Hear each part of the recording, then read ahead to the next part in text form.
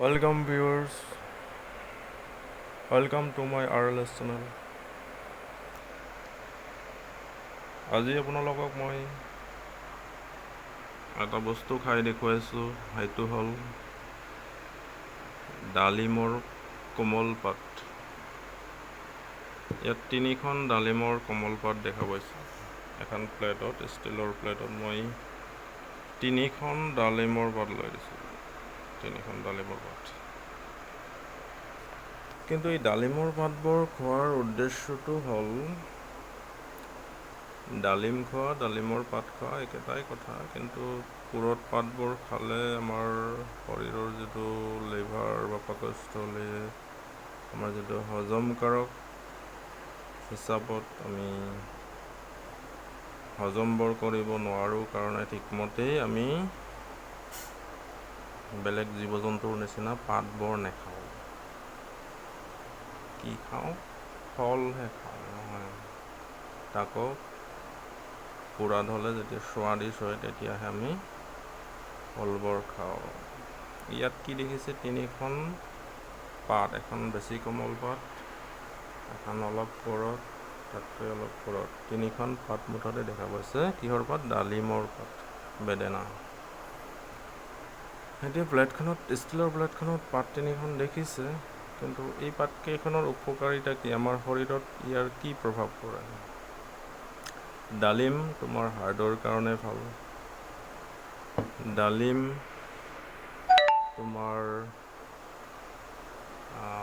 পেচাবৰ কাৰণে ভাল, ইউৰিন। আৰু ডালিম তোমাৰ শক্তিবৰ্ধক হয়, যেনেকা ভিটামিন থাকে, ফাইবাৰ থাকে, আৰু কি থাকে? ভিটামিন, ফাইবাৰ, এণ্টি অক্সিডেণ্ট হিচাপত কাম কৰে। তো সেইকাৰণে ডালিম আমাৰ শৰীৰৰ কাৰণে, শৰীৰৰ শক্তিটো অতি দিন ৰাতিৰ কাৰণে শক্তিটো ধৰি ৰখাত ডালিমে বহুত ভূমিকা কৰে, ঠিক আছে। তো এতিয়া ডালিমৰ পাতকেইখন খাবলৈ ষ্টাৰ্ট কৰোঁ। আপোনালোকৰো ঘৰত যদি গাছ আছে খাব, নহ'লে বেলেগৰ পৰা আনি খাব। নিজে ৰুবলৈ চেষ্টা কৰিব। নিজৰ ঘৰত গাছ ৰুব, গাছ ৰুই গাছবোৰ হ'ব, কোমলীয়া পাতবোৰ ছিঙি আনি খালে হ'ল। কিন্তু নিমখ বা চেনিৰ লগত নাখাব। এইটো নিমখৰ লগত বা চেনিৰ লগত খোৱা পাত নহয়, ইয়াৰ সোৱাদটো অলপ বেলেগ ধৰণৰ নহয়। গতিকে আনি এনেকৈ চবাই চবাই খালে হ'ল। মই নিজৰ দেউতাকো বুঢ়া হৈছে, 88 ইয়াৰ্ছ ৰানিং, তথাপি মই তেওঁক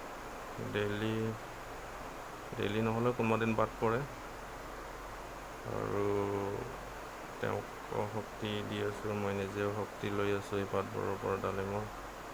তো এইবোৰ খালে আমাৰ শৰীৰত শক্তিৰ ইন্ধন যোগায়। খাবলৈ ষ্টাৰ্ট কৰোঁ, আপোনালোকেও খাব।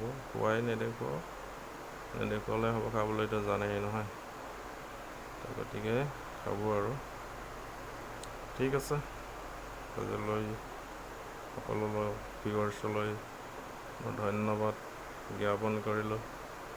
লগতে আগন্তুক দিনবোৰত আপোনালোকলৈ মই বহুতো স্বাস্থ্য সম্পৰ্কীয় আৰু ন' ডিজিজ পলিচিৰ ওপৰত মই বিশেষভাৱে কাৰ্যনিৰ্বাহ কৰি যাম। গতিকে আপোনালোকৰ শুভাশীষ মোলৈ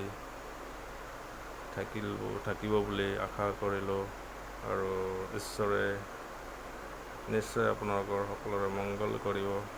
ঈশ্বৰক প্ৰাৰ্থনা কৰিবলৈ নাপাহৰিব, কাৰণ ঈশ্বৰেই সকলো। ঈশ্বৰ এই প্লেটখনতো আছে, আৰু পাত 3টাতো আছে। তোমাৰ দেহাত বা শৰীৰটোতো আছে, মনটোতো আছে, ব্ৰেইনতো আছে। গতিকে কৃষ্ণ চবতে আছে, কৃষ্ণ ইজ এভৰিৱেৰ।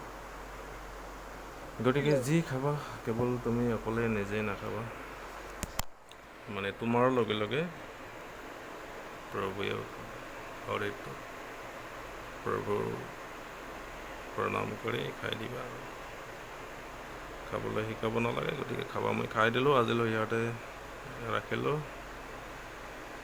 আগৰ ভিডিঅ'বোৰলৈ আপোনালোকক স্বাগতম কৰিলোঁ। ধন্যবাদ ভিউয়াৰ্ছ।